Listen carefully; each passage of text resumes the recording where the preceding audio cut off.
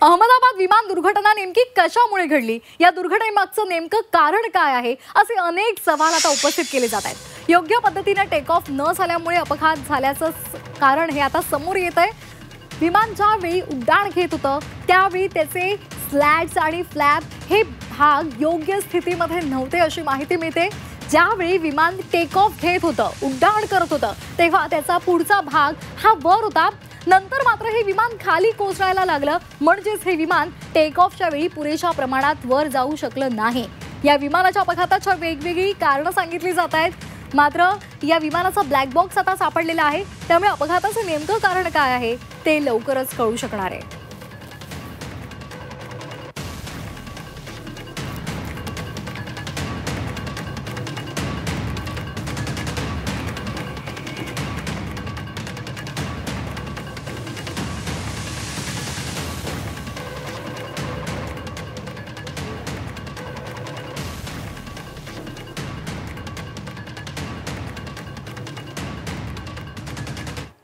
आणि या संदर्भात अधिक माहिती देत आहेत आमचे प्रतिनिधी महेश बागल।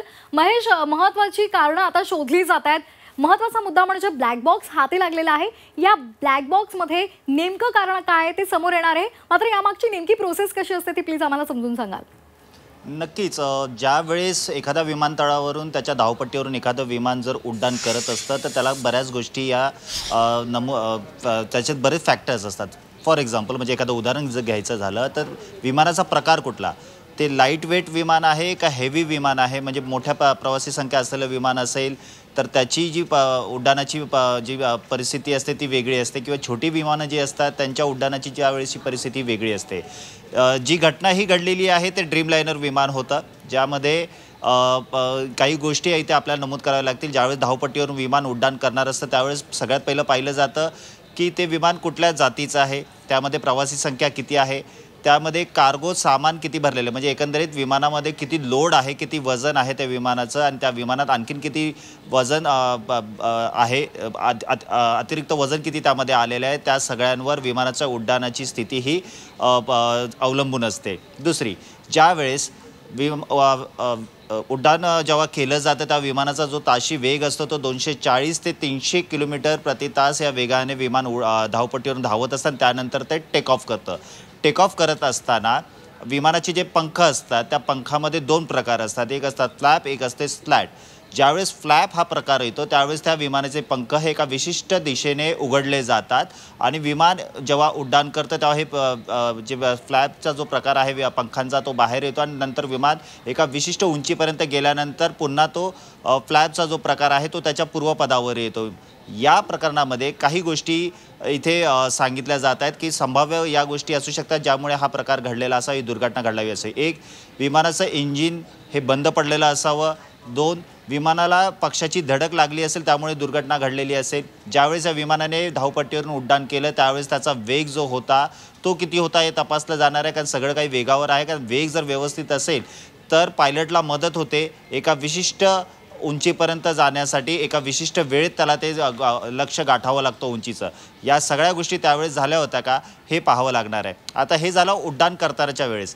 ज्यावेळेस उड्डाण केल्यानंतर एका विशिष्ट उंचीपर्यंत विमान जात नसेल त्यावेळेस पायलटकडे काही ऑप्शन्स असतात, म्हणजे विमानतळाच्या आजूबाजूला जर समुद्र असेल किंवा एखादी नदी असेल त्या ठिकाणी विमान उतरवण्याचा तो प्रयत्न करू शकतो।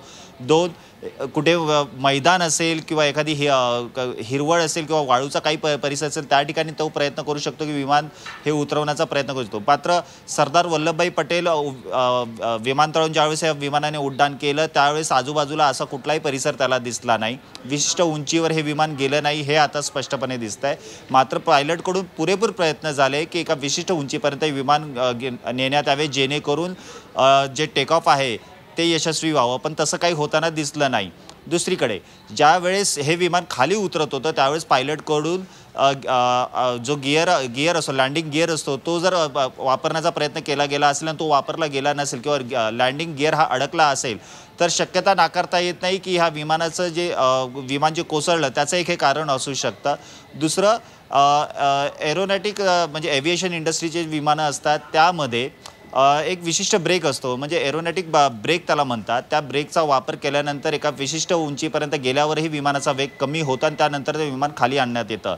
ज्यावेळेस धावपट्टीवर विमान लँड होतं त्यावेळेस त्याची जी वेग मर्यादा असते ती 85 ते 100 किलोमीटरपर्यंतची असते. मात्र तसं काही इथे घडलं नाही. सगळे प्रयत्न पाहिल्यानंतर वैमानिकाकडून ATCला एक मेसेज देण्यात आला होता, मेडे मेडे. याचा अर्थ असा की आमच्याकडे आता कुठलाही पर्याय उरलेला नाहीये, आमच्या समोर कुठलीही जागा अशी नाही की जिथे आम्ही हे लँड करू शकू, त्यामुळे आता आम्ही क्रॅश करत आहोत. आणि या सगळ्या गोष्टींचा विचार केला असता ही दुर्घटना घडलेली आहे. मात्र जो ब्लॅक बॉक्स आहे त्याच्यानंतरच या ब्लॅक बॉक्सच्या माध्यमातून उलगडा होईल की कशा प्रकारे ही घटना घडली आणि काय नक्की घडलं होतं. अगदी धन्यवाद महेश, आपण दिलेल्या या सविस्तर माहितीसाठी.